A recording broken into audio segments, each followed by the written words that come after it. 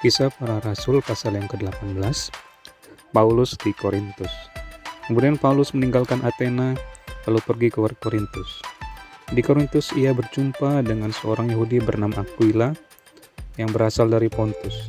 Ia baru datang dari Italia dengan Priscilla, istrinya, karena Kaisar Claudius telah memerintahkan supaya semua orang Yahudi meninggalkan Roma. Paulus singgah ke rumah mereka, dan karena mereka melakukan pekerjaan yang sama, ia tinggal bersama-sama dengan mereka.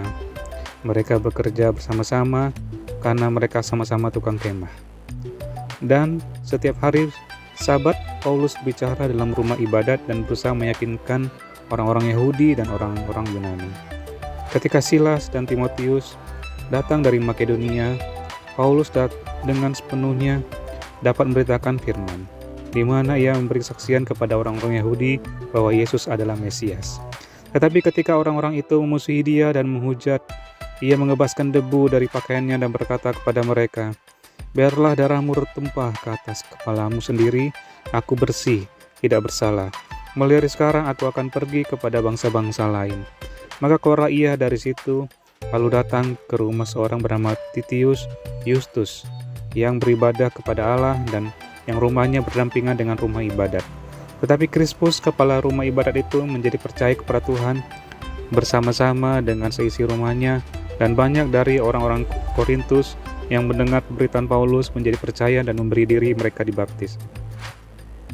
Pada suatu malam berfirmanlah Tuhan kepada Paulus dalam suatu penglihatan, "Jangan takut, teruslah memberitakan firman dan jangan diam.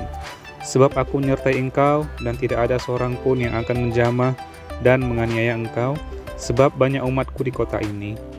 Maka tinggallah Paulus di situ selama 1 tahun 6 bulan, dan ia mengajarkan firman Allah di tengah-tengah mereka.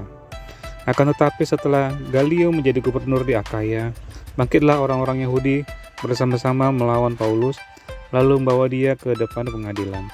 Kata mereka, "Ia ini berusaha meyakinkan orang untuk beribadah kepada Allah dengan jalan yang bertentangan dengan hukum Taurat."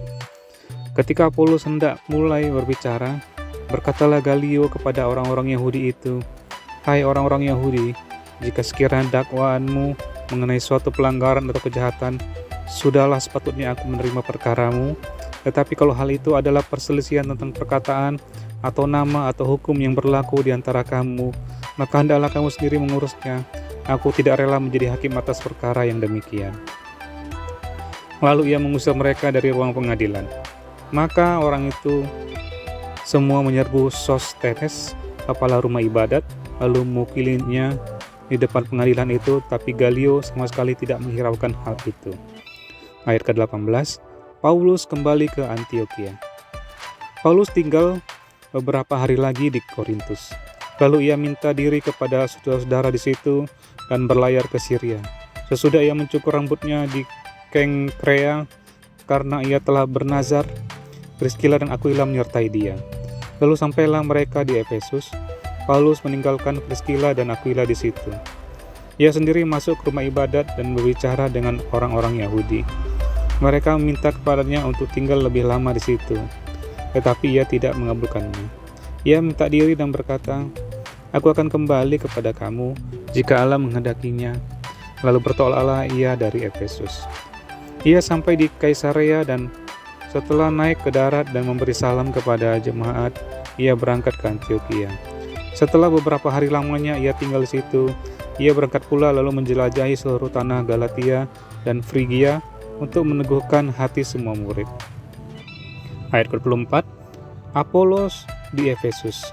Sementara itu datanglah ke Efesus seorang Yahudi bernama Apolos yang berasal dari Alexandria. Ia seorang yang fasih berbicara dan sangat mahir dalam soal-soal kitab suci. Ia telah menerima pengajaran dalam jalan Tuhan. Dengan bersemangat ia berbicara dan dengan teliti ia mengajar tentang Yesus. Tetapi ia hanya mengetahui baptisan Yohanes.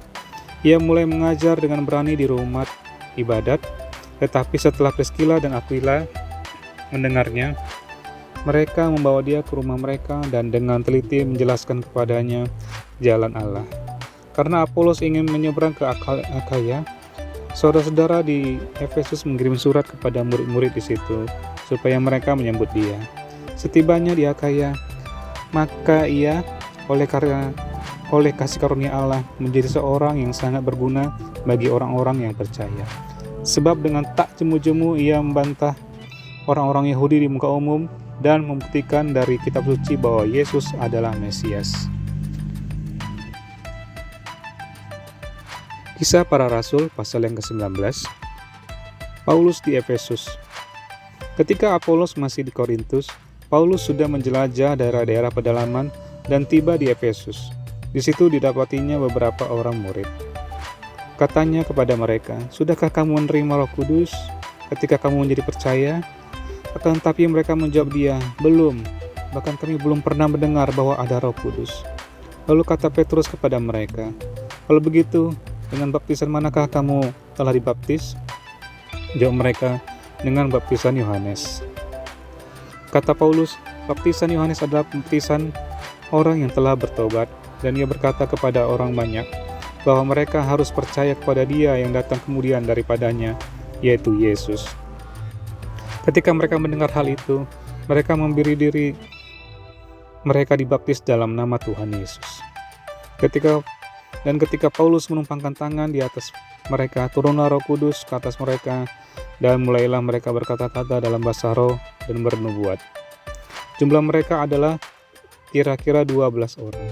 Selama 3 bulan, Paulus mengunjungi rumah ibadat di situ dan mengajar dengan berani. Oleh pemberitaannya, ia berusaha meyakinkan mereka tentang kerajaan Allah. Tetapi ada beberapa orang yang tegar hatinya. Mereka tidak mau diyakinkan, malahan mengumpat jalan Tuhan di depan orang banyak. Karena itu Paulus meninggalkan mereka dan memisahkan murid-muridnya dari mereka, dan setiap hari berbicara di ruang kuliah Tiranus. Hal ini lakukannya 2 tahun lamanya, sehingga semua penduduk Asia mendengar firman Tuhan, baik orang Yahudi maupun orang Yunani. Oleh Paulus, Allah mengadakan mujizat-mujizat yang luar biasa. Bahkan orang bawa sapu tangan atau kain yang pernah dipakai oleh Paulus dan meletakkannya di atas orang-orang sakit, maka lenyaplah penyakit mereka dan keluarlah roh-roh jahat. Ayat yang ke-13, anak-anak Skewa. Juga beberapa tukang jampi Yahudi yang berjalan keliling di negeri itu mencoba menyebut nama Tuhan Yesus atas mereka yang kerasukan roh jahat dengan berseru, katanya, "Aku menyumpahi kamu demi nama Yesus yang diberitakan oleh Paulus." Mereka yang melakukan hal itu ialah 7 orang anak dari seorang imam kepala Yahudi yang bernama Skewa. Tapi roh jahat itu menjawab, "Yesus aku kenal dan Paulus aku ketahui, tetapi kamu, siapakah kamu?" Dan orang yang terasuk roh jahat itu menerpa mereka dan menggagahi mereka semua dan mengalahkannya, sehingga mereka lari dari rumah orang itu dengan telanjang dan luka-luka. Hal itu diketahui oleh seluruh penduduk Efesus, baik orang Yahudi maupun orang Yunani, maka ketakutanlah mereka semua dan makin masyhurlah nama Tuhan Yesus. Banyak di antara mereka yang telah menjadi percaya datang dan mengaku di muka umum bahwa mereka pernah turut melakukan perbuatan-perbuatan seperti itu. Banyak juga di antara mereka yang pernah melakukan sihir, mengumpulkan kitab-kitabnya, lalu membakarnya di depan mata semua orang. Nilai kitab-kitab itu ditaksir 50.000 uang perak. Dengan jalan ini makin tersiarlah firman Tuhan dan makin berkuasa. Ayat yang ke-21, Demetrius menimbulkan huru-hara di Efesus. Kemudian daripada semuanya itu, Paulus bermaksud pergi ke Yerusalem melalui Makedonia dan Akaya. Katanya, sesudah berkunjung ke situ, aku harus melihat Roma juga.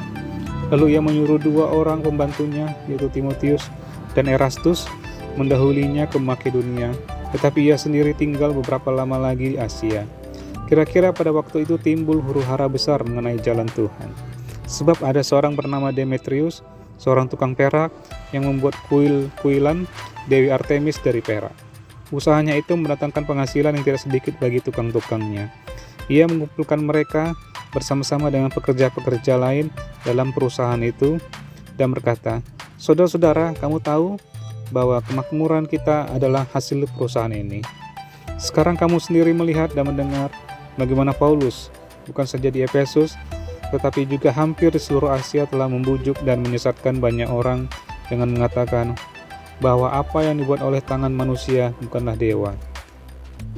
Dengan jalan demikian, bukan saja perusahaan kita berada dalam bahaya untuk dihina orang, tetapi juga kuil Artemis, dewi besar itu, berada dalam bahaya akan kehilangan artinya. Dan Artemis sendiri, Artemis yang disembah oleh seluruh Asia dan seluruh dunia yang beradab, akan kehilangan kebesarannya. Mendengar itu, meluaplah amarah mereka, lalu mereka berteriak-teriak katanya, "Besarlah Artemis dewi orang Efesus."